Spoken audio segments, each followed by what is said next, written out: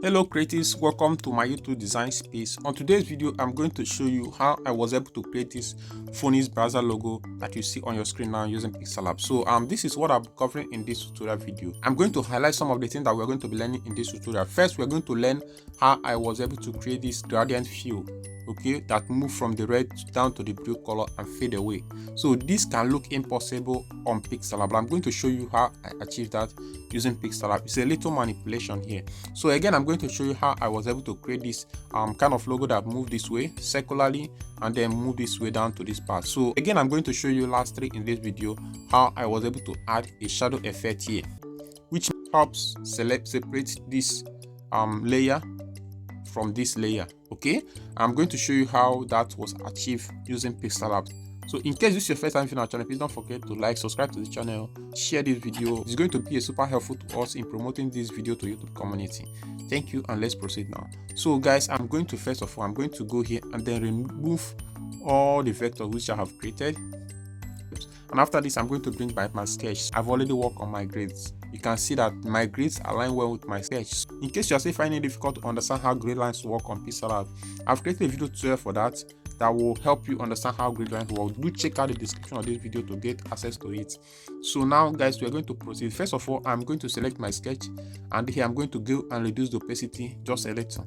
Okay, and after this, I'm going to tap on my screen once after your sketch is locked. Okay, and I'm going to go here and then check on this to take that slide off. We're going to be making use of both circle shapes and then bezier to create this logo. So let's watch and see how this works out. So I'm going to go and click on my shape and then go and select my circle shape, which is what I'm intend to use. So I'm going to reduce the opacity from here, and then I'm going to adjust this circle until it fits into the outer diameter of the sketch that I made.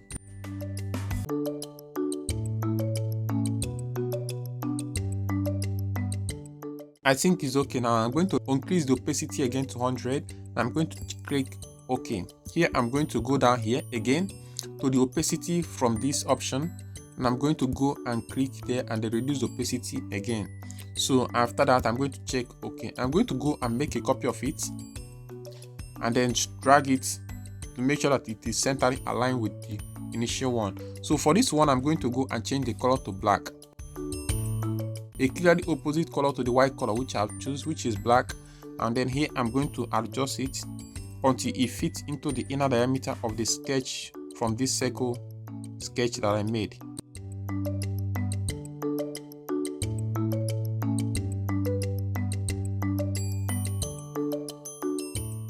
Go here and increase the opacity for this, and then for the white circle as well, I'm going to go here and then increase the opacity as well.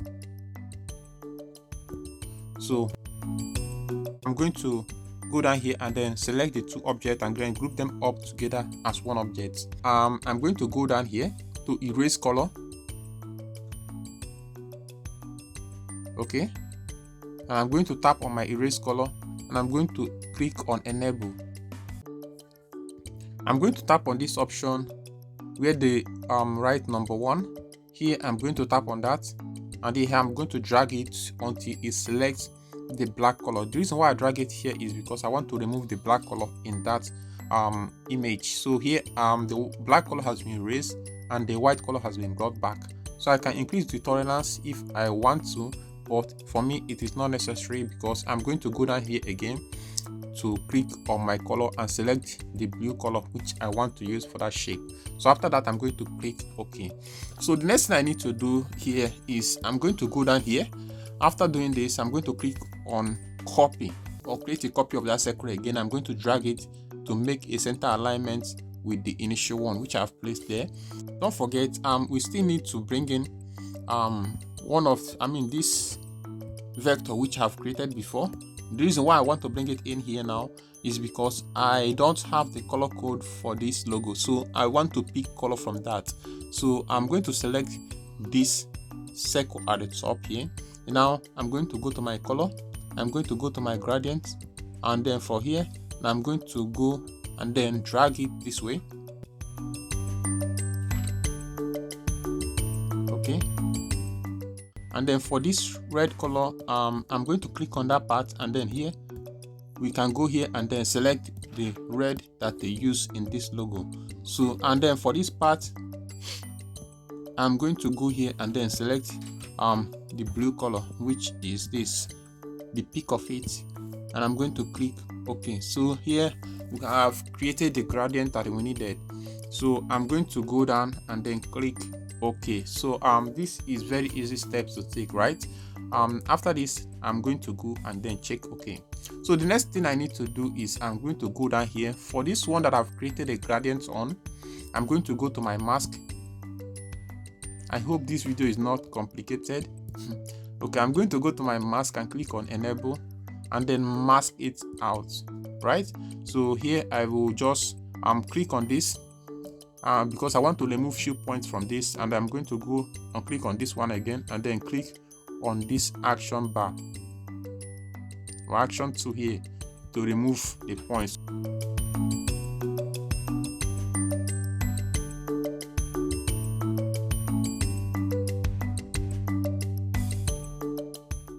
This is what I've got at the end of the day. So after this, I'm going to click OK. If you can read my mind right, the next thing we need to do now is to work on this part of the logo that has to do with using of bezier. So here I'm going to click on this and click it again. I'm going to make sure I lock the 2 circles which I've created. So after this, I'm going to go down and then click on my screen once to bring out this option for me. So I'm going to click on my bezier, okay?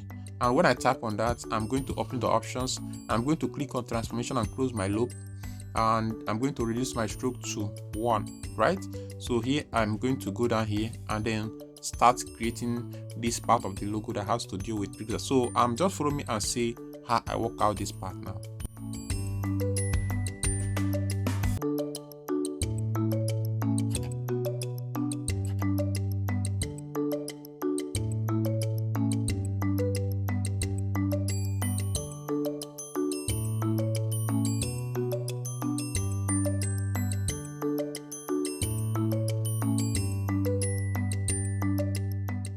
So after this, I'm going to go and reduce the stroke to 0. So I'm going to click on my color, which is red color here. So I'm going to click and select OK. So it's making sense now. So the next thing I need to do, I'm going to go and then make sure that this vector I've created just now is locked. So I'm going to tap on my screen once to bring out my bezier option again. I'm going to go here and click on transformation and close my loop again, and then click on my stroke and reduce it to 1, right? I hope I'm not rushing this video. So here I'm going to go down here and vectorize and create the vector for the other part here. So just follow me and see how I work out this part now.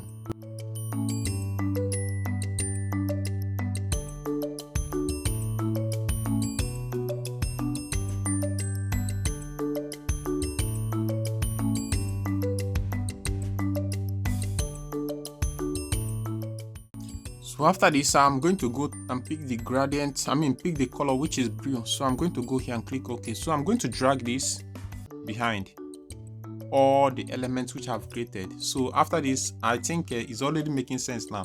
I'm going to uncheck my grids. I'm going to zoom in a little and show you something that I want to correct in this. So if you look very well, you're going to discover that at this point where we created a mask that divide one of the circle out of the other, you're going to discover that the gradients actually create a sharp cut out of here, out of this part now. So I'm going to zoom it a little more. I'm going to show you here. So this is it. So if you observe very well, you're going to see that the gradient here actually create a sharp cut here. So we're going to see how we can actually blend the sharp cutting of this gradient here with this blue here. So we're going to see how that works out. And again, if we are going to go this way, you are going to see that for this part, the gradients here actually create another sharp cut with this red color at the top here. So we're going to see how we can correct that error in our vector. So let's try and see how we can work on that now. So I'm going to go here and then make sure that my grid is selected once again, and I'm going to go and then click on this bezier. Okay, here I'm going to click and then select that, and then just like I always do all the time, I'm going to start masking that part out. So just follow me and see how I create that magic. Now, thank you.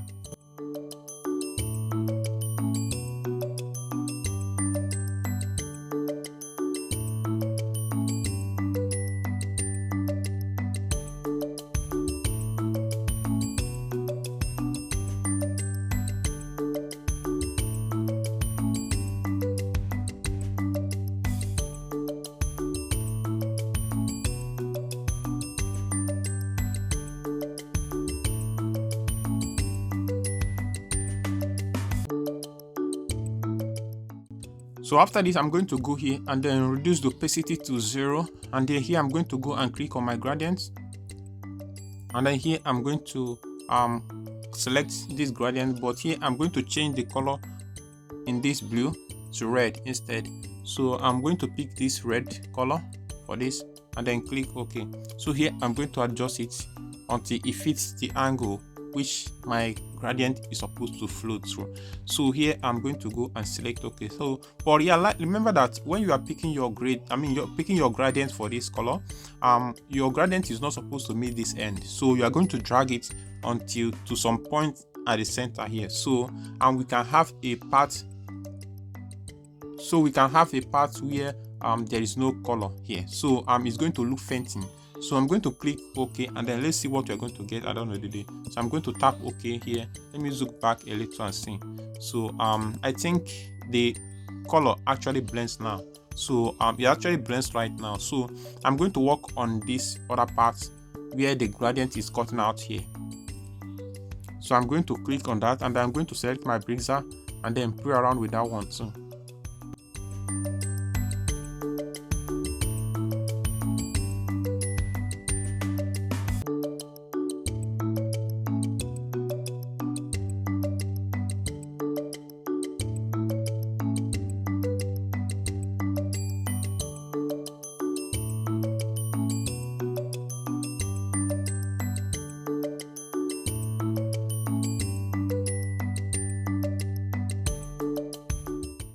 So for this gradient, we are going to have the angle to be in this format, and then here I'm going to make sure that this blue actually come up a little, and then this goes down a little more.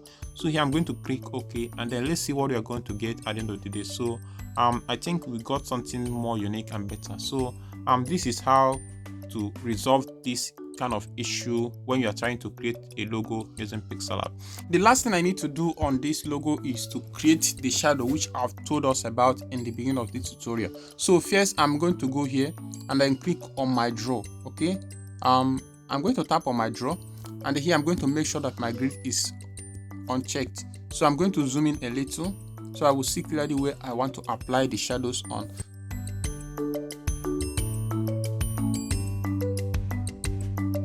So here now I'm going to click and then add the shadows.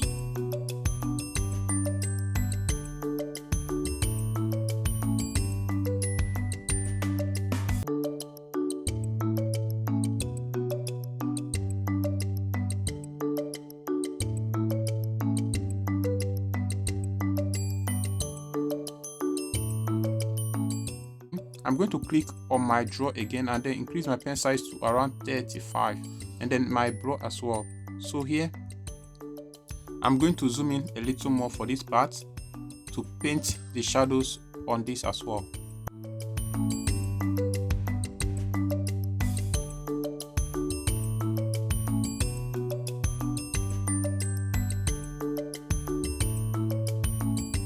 Let me zoom back a little and see. So I'm going to go here and then take this a little more inside of this vector, and then here. Okay, I think we are good to go. So after this, the last is to go ahead to group all the vectors and shapes together as one object. So after this, I'm going to click and merge them together as one object, and then this is how I was able to create this Phoenix browser logo using Pixellab. And I hope this video helps you in any way. If it does, please don't forget to share this video to people that might need and learn from it. Okay, and then see you on my next video tutorial on this channel. Thank you for watching, and thank you for supporting us. Thank you for subscribing with us. See you next time. Goodbye from here. Namaste.